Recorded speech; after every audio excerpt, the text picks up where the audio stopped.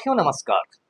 पटना बिहार से मैं Amitabh Kumar Das, IPS 94 batch, और आप देख रहे हैं मेरा अपना यूट्यूब चैनल दास बोले बिंदास। साथियों, इस चैनल में मैं आपको ऐसी जानकारियां भी देता हूं जो ज़्यादातर लोग नहीं जानते, लेकिन जिनको जानना जरूरी होता है। आज मैं आपको बिहार के एक हिल स्टेशन के बारे में, सिमुलतला के बारे में बताने जा रहा हूं, जिसको एक ज़माने में बिहार का शिमला कहा जाता था। अब इस वीडियो को आखिर तक दिल थाम कर देखिए। साथियों, ये बात उस जमाने की है जब बिहार, बंगाल, उड़ीसा और झारखंड चारों एक ही राज्य हुआ करते थे और पूरे राज्य को ही बंगाल कहा जाता था।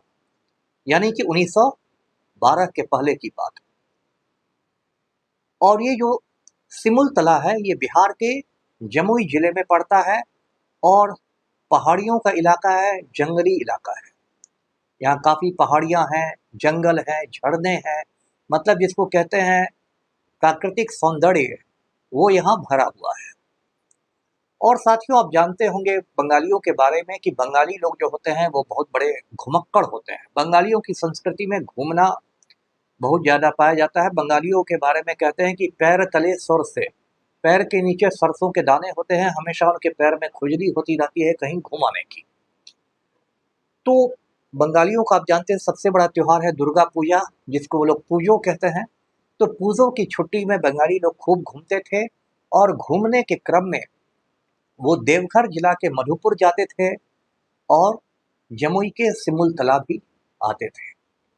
और सिमुलतला तो बंगालियों को इतना पसंद आ गया था कि वहाँ बंगालियों ने बड़ी बड़ी कोठियाँ बनवा ली थी, बड़ी बड़ी हवेलियाँ, महलनुमा मकान बनवा लिए थे। और 1, 2, 3, 4 नहीं, 350 के आसपास बड़ी बड़ी कोठियाँ सिमुलतला में बंगालियों ने बनवा ली थी और इसमें बड़े बड़े लोग रहते थे। ढाका जो है, जो आजकल बांग्लादेश की राजधानी है, ढाका की बेगम की वहाँ हवेली थी सिमुलतला में। ऐसे ही एक लॉर्ड सत्येंद्र प्रसन्न सिन्हा थे जो वायसरॉय की काउंसिल में थे, उन्होंने अपना मकान बनवा रखा था सिमुलतला में। सिमुलतला इतनी खूबसूरत जगह थी कि जो रामकृष्ण परमहंस थे, स्वामी विवेकानंद के गुरु माने जाते हैं, वो उसको तपोभूमि कहते थे सिमुलतला को, और वहां आकर वे तपस्या किया करते थे। और जो स्वामी विवेकानंद खुद थे वो सिमुलतला आते थे, क्योंकि वो काफ़ी बीमार रहा करते थे, तो स्वास्थ्य लाभ के लिए वो सिमुलतला आते थे। और सिमुलतला में एक लट्टू पहाड़ है, लट्टू पहाड़ के ऊपर बैठ के उन्होंने साधना भी की थी। तो ऐसी जगह सिमुलतला थी और सिमुलतला का लोगों ने नाम रख दिया था, शिमला रख दिया था कि बिहार का शिमला है। जो लोग बहुत दूर शिमला जाने का खर्च नहीं उठा पाते थे वो सिमुलतला आया करते थे। और सिमुलतला की खूबसूरती की वजह से यहाँ फिल्मों की शूटिंग भी होती थी। कई बंगला फिल्मों की शूटिंग यहाँ हुई है। जैसे एक तरुण मजुमदार हैं, बंगला के बड़े निर्देशक हैं, फिल्म निर्देशक, उनकी एक फिल्म है भालो बासा भालो बासा। उस फिल्म का जो पहला सीन है वो लट्टू पहाड़ से लिया गया सीन है और सूर्योदय हो रहा है, पहाड़ी के पीछे से सूरज उग रहा है। वो सीन उस फिल्म में सबसे शुरू में दिखाया जाता है। तो ऐसी महिमा थी सिमुलतला की। लेकिन धीरे धीरे जो होता है, समय के साथ बहुत सारी चीज़ें बदल गई। 1912 में बिहार बंगाल से अलग हो गया, सिमुलतला बंगाल का हिस्सा नहीं रहा। फिर धीरे धीरे बंगालियों का उससे थोड़ा जुड़ाव घट गया और एक समय ऐसा भी आया कि जो पूरा सिमुलतला का इलाका था ये पूरा नक्सलियों के चपेट में आ गया, क्योंकि वहाँ पहाड़ियाँ थी, जंगल थे, नक्सलियों के छिपने की जगह थी।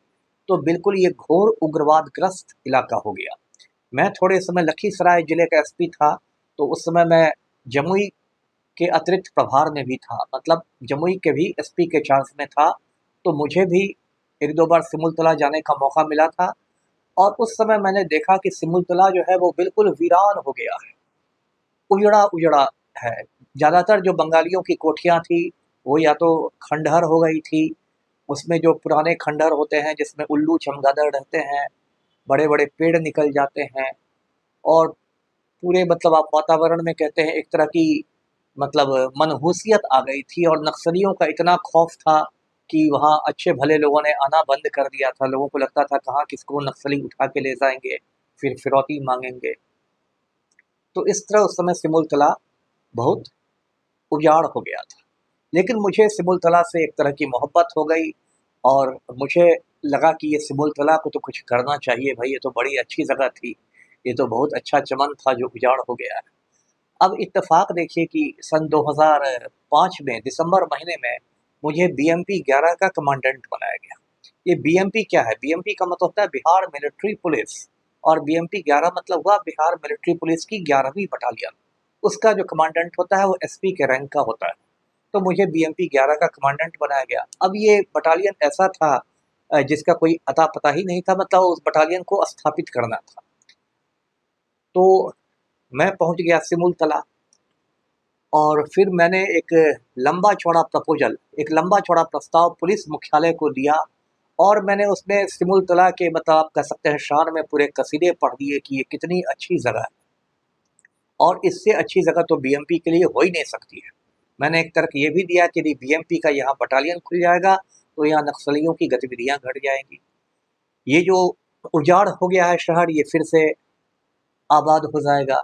सिमुलतला रेलवे स्टेशन भी है, रेलवे लाइन भी यहाँ तक है, आने जाने की भी सुविधा है, यहाँ का जलवायु अच्छी है। ये सब बहुत सारी चीज़ें मैंने दी और पुलिस मुख्यालय ने मेरे उस प्रस्ताव को मंजूर कर लिया। वो प्रस्ताव गृह विभाग चला गया और फिर बिहार सरकार ने मोहर लगा दी कि ठीक है, बीएमपी 11 जो बनेगा वो सिमुलतला में ही बनेगा। तो एक छोटा सा काम, बहुत बड़ा काम मैं इसको नहीं मानता, लेकिन एक छोटा सा काम मैंने भी सिमुलतला के लिए कर दिया। उसके बाद देखिए सन 2010 में बिहार सरकार ने सिमुलतला में एक आवासीय विद्यालय की स्थापना की। आप जानते हैं साथियों कि जब बिहार और झारखंड एक राज्य थे, उस समय एक बहुत मशहूर स्कूल हुआ करता था नेतरहाट, जो नेतरहाट अब झारखंड के लातेहार जिले में पड़ता है। हम लोग जब स्कूल में पढ़ते थे तो नेतरहाट जाना बच्चों का सपना रहता था। नेतरहाट के लिए मतलब एक एंट्रेंस एग्ज़ाम होता था, प्रवेश परीक्षा होती थी और बहुत कम बच्चों का चयन होता था। और उस समय जो मैट्रिक का रिजल्ट निकलता था बिहार बोर्ड का, तो समझिए कि टॉप 10 में 8-9 बच्चे नेतरहाट के रहते थे। कई बार तो 10 के 10 टॉप 10 वाले बच्चे नेतरहाट के ही रहते थे। तो उसमें नेतरहाट स्कूल का बहुत भौकाल हुआ करता था। नेतरहाट में पढ़ना बहुत इज्जत की बात मानी जाती थी। तो सन 2000 में जब झारखंड अलग राज्य बन गया तो नेतरहाट था झारखंड चला गया। तब बिहार सरकार को लगा कि नेतरहाट की तर्ज पर ही बिहार में भी एक आवासीय विद्यालय होना चाहिए, रेजिडेंशियल स्कूल, जहां बच्चे हॉस्टल में रह के पढ़ाई करें। और चूंकि नेतरहाट एक हिल स्टेशन है, पहाड़ी वाला इलाका, झरनों वाला इलाका, जंगल वाला इलाका, तो थोड़ा उसी तरह मनोरम वातावरण में बच्चों को पढ़ाया जाए। तो सन 2010 में सिमुलतला में आवासीय विद्यालय की स्थापना हुई और अब उसमें हर साल प्रवेश परीक्षा होती है, उसमें सैकड़ों बच्चे पढ़ते हैं, उसका रिजल्ट भी काफ़ी अच्छा हो रहा है। तो ये सिमुलतला की बात हुई। उसके बाद साथियों, सिमुलतला की लोग ये भी कई कहानियां सुनाते हैं कि वहाँ पर जो शरत चंद्र थे, जो बंगला के बहुत मशहूर उपन्यासकार थे, शरत चंद्र चट्टोपाध्याय का नाम आपने सुना होगा। शरत चंद्र भी वहाँ बीच बीच में आते रहते थे। और कुछ लोगों का तो ये कहना है कि जो परिणीता उपन्यास है शरत चंद्र का, उस पर फिल्म भी बनी, आपको याद होगा परिणीता, विद्या बालन उसकी अभिनेत्री है। तो परिणीता उपन्यास की रचना शरत चंद्र चट्टोपाध्याय ने सिमुलतला में ही की थी। कुछ लोगों का यह भी कहना है कि जगदीश चंद्र बसु, जो बहुत बड़े वैज्ञानिक थे भारत के, उन्होंने भी एक मकान सिमुलतला में बनाया हुआ था। साथियों, सिमुलतला के बारे में बताओ कि यहाँ पर आज भी घूमने फिरने की बहुत सारी जगह है। सिमुलतला के पास एक झरना है, उसरी उसको कहते हैं, उसरी फॉल, झरना यानी जलप्रपात। ये ऐसे तो झारखंड के गिरिडीह में पड़ता है, लेकिन बिल्कुल सिमुलतला की सीमा पर है, इसलिए आराम से आप उसरी जलप्रपात घूमने जा सकते हैं। इसी तरह एक धराड़ा जलप्रपात है, ये भी सिमुलतला में है और बहुत खूबसूरत जगह है। वहाँ एक लालडिंगा हाउस है। ये लालडिंगा हाउस में 52 कमरे और 53 दरवाजे हैं। सोचिए अपने समय में ये कितनी शानदार इमारत रही होगी। साथियों, सिमुलतला के बारे में फिर मैं बताता हूँ कि अब घर की मुर्गी दाल बराबर होती है, इसलिए बिहारियों ने कभी इसको ज़्यादा महत्व नहीं दिया। गर्मी की छुट्टियों में लोग दूर दूर जाते हैं, लेकिन सिमुलतला नहीं जाते हैं। अब मैं आपको एक दो अच्छी बातें बता दूं कि ये सब जो सिमुलतला में हुआ है, मतलब वहाँ BMP 11 का हेडक्वार्टर्स बन गया है, आवासीय विद्यालय खुल गया है, तो अब वो जो उजड़ा हुआ चमन था वो फिर थोड़ा आबाद होने लगा है। और यदि आप गूगल पर सर्च कीजिएगा तो आपको पता चलेगा कि वहाँ भी अच्छे अच्छे सिमुलतला में होटल भी बन गए हैं, और कई सारी जो पुरानी कोठियाँ थी बंगालियों की, उन कोठियों में भी अब रहने की व्यवस्था कर दी गई है। और रहना खाना भी बहुत मतलब महंगा नहीं है, मध्यम वर्ग भी उसमें आराम से रह सकता है। ऐसा नहीं कि बड़े बड़े 5 स्टार होटल हैं। तो मैं आपसे यही निवेदन करूंगा साथियों कि यदि आप छुट्टियों में जाने की योजना बना रहे हो, क्रिसमस वगैरह की छुट्टी में लोग निकलते हैं, तो एक बार जाएं, पहले गूगल पर सर्च कर लें, ऑनलाइन बुकिंग कर लें, और वहाँ जो बंगालियों की कोठियाँ हैं उसमें जाके 2-3 रहें।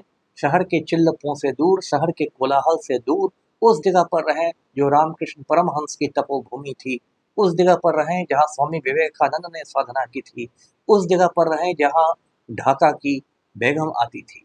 तो साथियों, आज का वीडियो यहीं तक था। वीडियो को लाइक करें, शेयर करें और चैनल को सब्सक्राइब करें। धन्यवाद। जय हिंद।